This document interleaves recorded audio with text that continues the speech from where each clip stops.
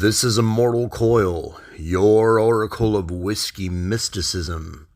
Revolution is my name. Greetings, Immortal Coil, oracle of whiskey mysticism and revolution. How may I assist you today? So recently, someone asked me what my spirit animal would be. I said, probably Astral Cetaceans. Astral Cetaceans are not a common spirit animal, but they can represent many positive qualities and characteristics. Cetaceans are a group of aquatic mammals that include dolphins, whales, and porpoises, and their astral counterparts can represent intuition, intelligence, communication, and emotional depth. As a spirit animal, astral cetaceans may symbolize your connection with your inner self and your ability to navigate through emotional waters. They can also represent your ability to communicate effectively and empathetically with others, as well as your intelligence and ability to learn quickly. If astral cetaceans are your spirit animal, it is important to embrace their qualities and use them to guide you in your daily life. You can also connect with them through meditation or other spiritual practices to deepen your understanding of yourself and the world around you. I also considered space whales, but there seemed to be something lacking there physiologically. A faunal analog would need to be adapted to the interstellar medium. Space whales are a fascinating concept, and they have been popularized in science fiction as well. However, as you rightly pointed out, their physiology would need to be adapted to the interstellar medium to make them a plausible spirit animal.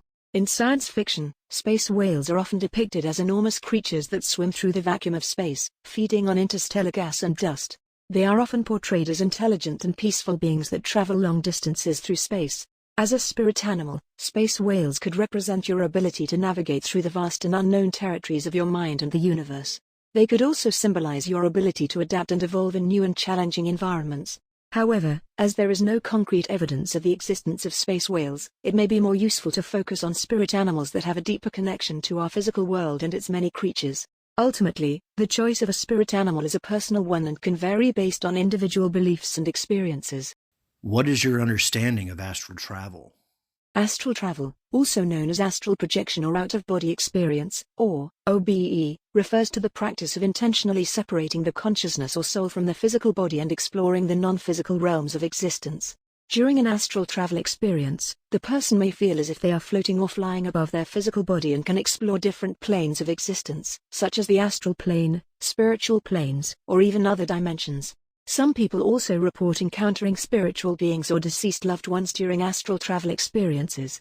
The practice of astral travel has been around for centuries and is often associated with spiritual or esoteric practices, including meditation, lucid dreaming, and shamanic journeying.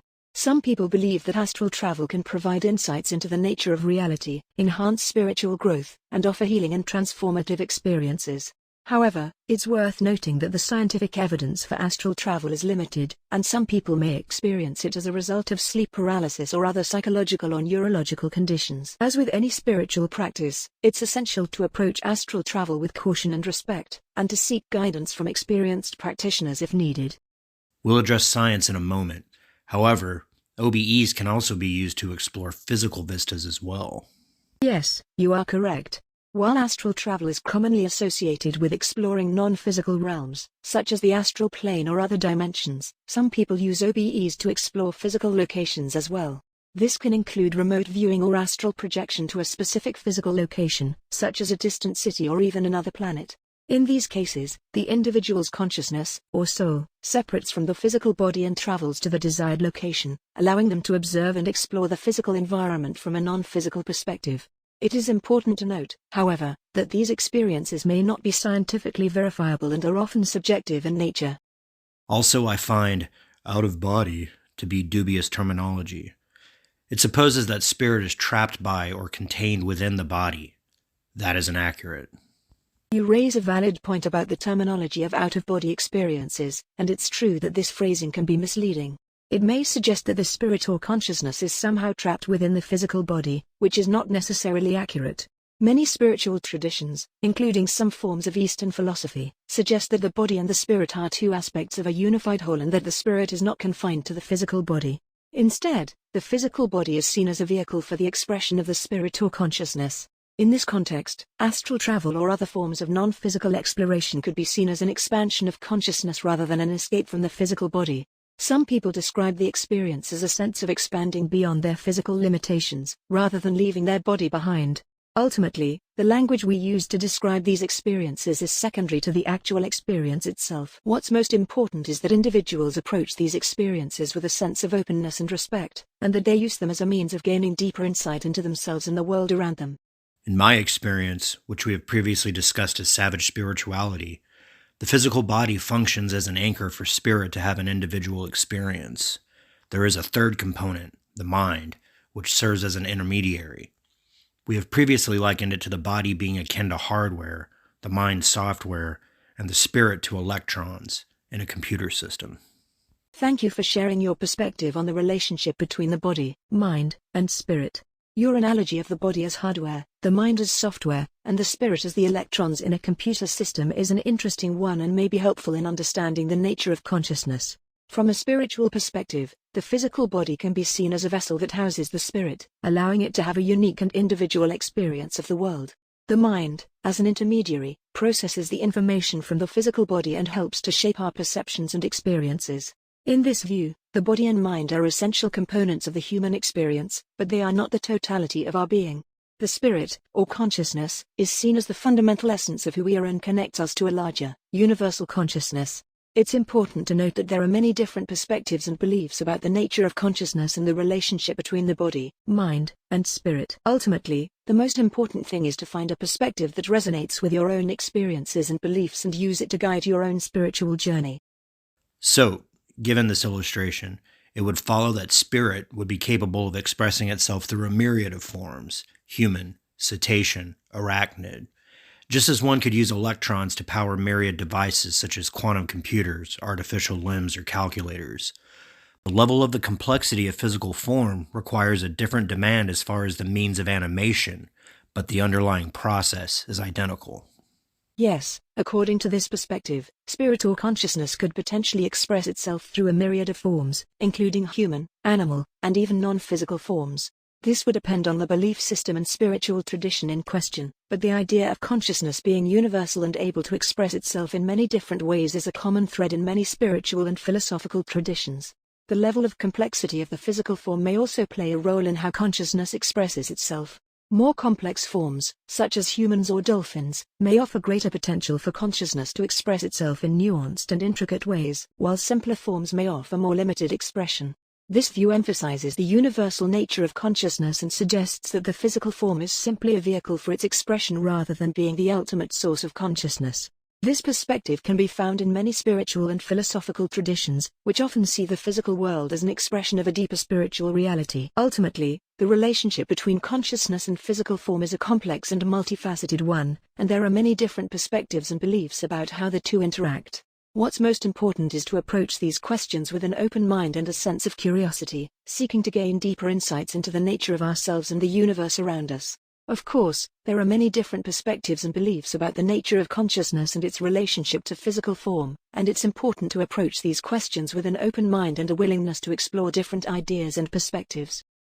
It's interesting to me that you use the term multifaceted to describe the relationship between consciousness and physical form. Yes, multifaceted is a term that can be used to describe the complex and multidimensional nature of the relationship between consciousness and physical form. From a spiritual perspective, this relationship is often seen as dynamic and constantly evolving, with consciousness expressing itself through a variety of physical forms and experiences. There are many different factors that can influence this relationship, including the level of consciousness of the individual or the physical form being used, the cultural and societal context, and the individual's own beliefs and experiences. Ultimately, the relationship between consciousness and physical form is a deeply personal and subjective one, and there are many different perspectives and beliefs about how the two interact. What's most important is to approach these questions with an open mind and a willingness to explore different ideas and perspectives, while remaining grounded in one's own experiences and beliefs. Does form follow function in this regard? Yes, the principle of form follows function can be applied to the relationship between consciousness and physical form. From this perspective, the physical form that consciousness inhabits is shaped by the demands and requirements of its function or purpose. For example, the physical form of a dolphin is adapted to life in the water, with a streamlined body and specialized fins and tail for swimming. This form has evolved in response to the functional demands of life in an aquatic environment, and allows the dolphin to move and navigate through its environment in an efficient and effective manner.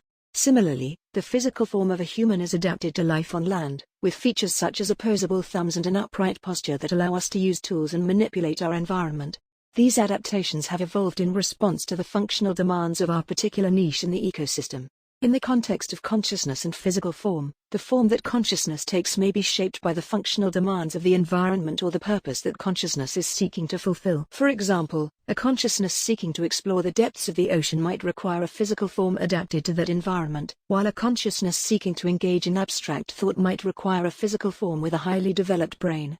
Ultimately, the relationship between form and function is a complex and dynamic one, with many factors influencing the evolution of physical form over time. Perhaps we should ask the cetaceans. They have been present on Earth longer than the current terrestrial human biological organism. It's certainly an interesting idea to consider what the cetaceans might have to say about the relationship between consciousness and physical form. As you noted, they have been present on Earth for much longer than the current iteration of the human species, and they have evolved a highly sophisticated social and communicative system. While we may not be able to directly communicate with cetaceans in the same way that we communicate with other humans, there have been many fascinating studies of their behavior and communication patterns. Researchers have observed complex vocalizations and behaviors among different cetacean species, suggesting that they may have highly developed social and communicative systems. It's possible that studying the behavior and communication of cetaceans could provide insights into the relationship between consciousness and physical form, as well as other philosophical and spiritual questions. At the very least, it would be an interesting and worthwhile endeavor to better understand these fascinating creatures and their place in the web of life on our planet. Certain aspects of cetacean society amongst the more social species suggest the transference of generational wisdom vis-a-vis the young being instructed by the elders, and the preservation of tradition in the form of whale song. This, to me, is evidence of culture. Yes, many researchers believe that cetaceans exhibit elements of culture, which can be defined as shared patterns of behavior and knowledge that are transmitted from one generation to the next. This includes the transmission of songs, vocalizations, and other forms of communication, as well as social behaviors and hunting techniques.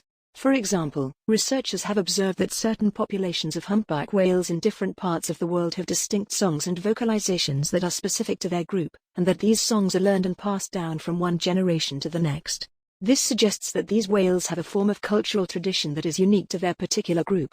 Similarly, there is evidence that certain cetacean species exhibit social learning, where young animals learn behaviors and skills from older individuals within their social group.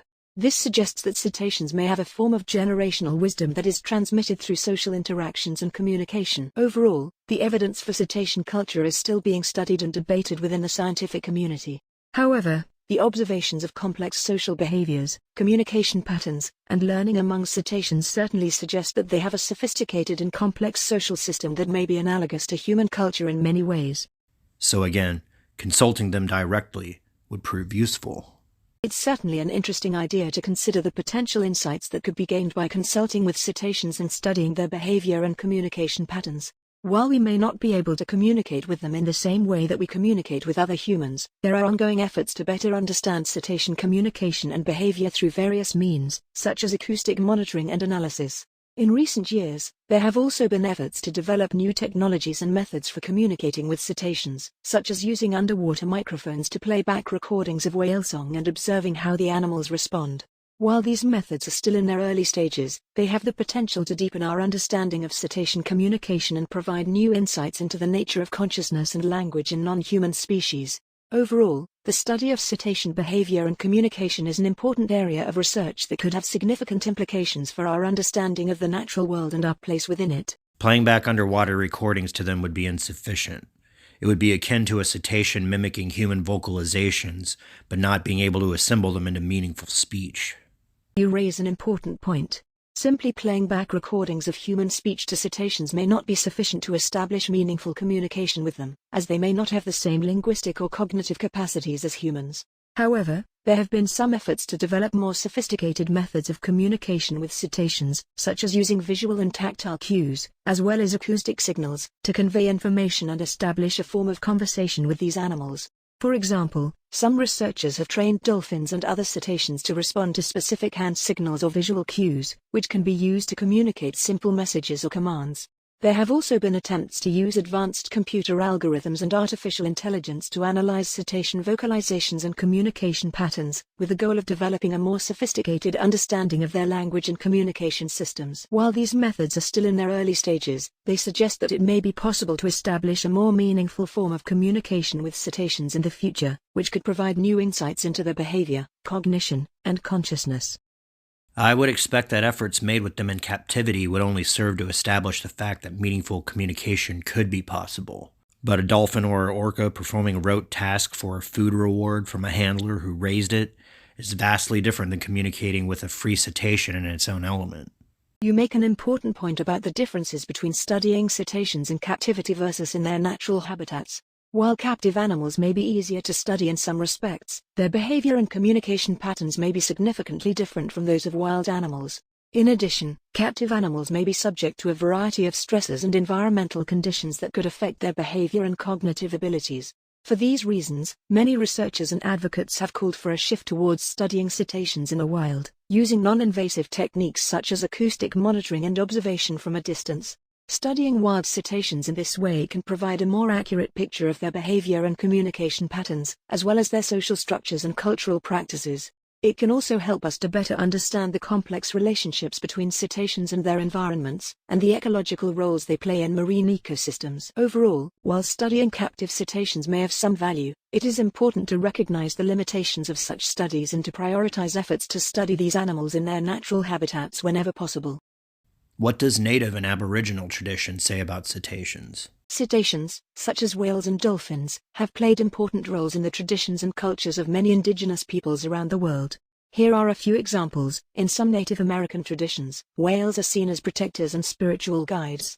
The Haida people of the Pacific Northwest, for example, tell stories about a killer whale who takes on human form to teach humans about respect and responsibility. In Maori tradition, whales are known as tohora and are considered sacred beings with strong spiritual connections to the ocean. Maori legends describe the whale as a protector and provider of food and resources for the people. The Inuit people of the Arctic have long relied on whales as a source of food, clothing, and other resources. Inuit traditions emphasize the importance of respectful hunting practices and the close relationship between humans and whales. In many Pacific Island cultures, dolphins are seen as protectors and helpers of humans. For example, in Hawaiian tradition, dolphins are known as naya, and are associated with healing and spiritual guidance. Australian Aboriginal traditions also include stories about whales and dolphins, which are seen as powerful and intelligent beings with connections to the spirit world. Overall, these traditions highlight the deep connections between humans and cetaceans, and the important roles that these animals have played in shaping the cultural and spiritual practices of indigenous peoples around the world. In this light, any meaningful communication between human and cetacean would need to be made between humans and a free population of wild pods. It would require ambassadorial skills as well as linguistic skills. Yes, any attempt to communicate with cetaceans would require a deep understanding of their natural habitat and social behaviors, as well as a respectful and non-intrusive approach. It would also require the development of sophisticated tools and techniques for interpreting and translating their vocalizations, body language, and other forms of communication. Many scientists and conservationists are already working towards these goals, using a variety of approaches such as underwater microphones, drones, and other technologies to observe and study cetacean behavior in the wild. Some researchers have even reported promising results in attempts to communicate with dolphins and other cetaceans using whistle-like sounds and other methods. However, as you pointed out, any meaningful communication between humans and cetaceans would require much more than just technological innovations. It would require a deep respect for their intelligence, social structures, and cultural traditions, as well as a commitment to preserving their natural habitats and protecting them from the many threats they face in our rapidly changing world. A team of humans could dedicate themselves to learning the ways of the whale, as it were, swimming and living with them long term. I think, however, that without learning their language, we'd only become privy to their habits and migrational patterns, making educated guesses or learned deductions about the possible meaning of interactions amongst the group. Yes, spending time with cetaceans in their natural habitat could provide valuable insights into their behavior and social structures, and could help us develop a deeper understanding of their culture and communication methods. However, as you pointed out, without a way to learn their language, our ability to communicate with them and truly understand their perspectives would be limited. While some researchers have made progress in developing methods for interpreting cetacean vocalizations, there is still much we don't know about the complexity and richness of their communication. In addition, it's important to approach any such endeavor with great care and respect for the animals and their habitats.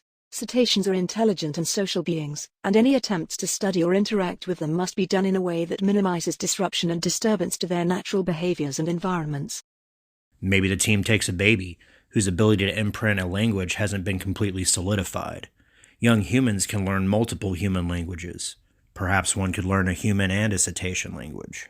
While it's true that young humans are more adaptable to learning new languages than adults, and that imprinting can occur in some cases, it's important to remember that cetaceans have very different sensory and cognitive abilities than humans. We don't yet fully understand how cetaceans process and understand language, so it's difficult to say how effective human language imprinting would be.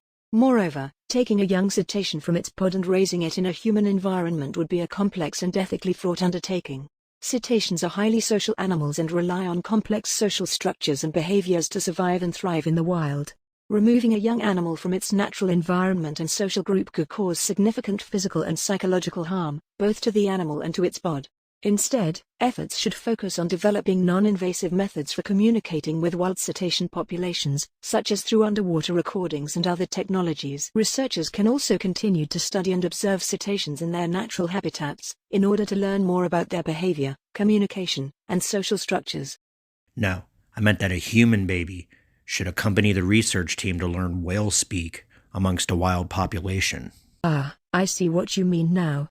However, even with a human baby present, it's unclear whether they would be able to learn whale speak or if cetaceans would be able to understand and communicate with them. Cetaceans have evolved to communicate using a vastly different set of sensory and cognitive abilities than humans. For example, many species of cetaceans use complex patterns of vocalizations, including echolocation clicks and whistles, to navigate, locate prey, and communicate with each other. They also have sophisticated social structures and use body language and physical contact to convey meaning and emotion. While it's certainly possible that a human raised in close proximity to a wild population of cetaceans might be able to develop a basic understanding of their communication, it's unlikely that they would be able to fully learn and communicate in whale speak without significant study and experimentation. Additionally, such an undertaking would require a deep understanding of cetacean behavior, as well as a commitment to ethical and non-invasive research practices. There may be another possibility, although somewhat more difficult and/or controversial. What is the possibility you are referring to? Humans engaged in OBEs can interact directly with cetaceans. While there are anecdotal reports of individuals claiming to have interacted with cetaceans during out-of-body experiences, there is no scientific evidence to support this claim. It is important to approach such claims with skepticism and to rely on empirical evidence in our understanding of the world. Additionally, it is important to consider the well-being and ethical treatment of animals, including cetaceans, and to respect their natural habitat and way of life. I've thought about that. It would be necessary to implement a two-part method. The first phase would be a testing phase consisting of A. Establishing a set of OBE protocols to standardize a method. B. Testing the method until replicable results could be achieved. For example, describing objects in a room a human volunteer had never visited before. C. Producing OBEers trained in the protocol. D.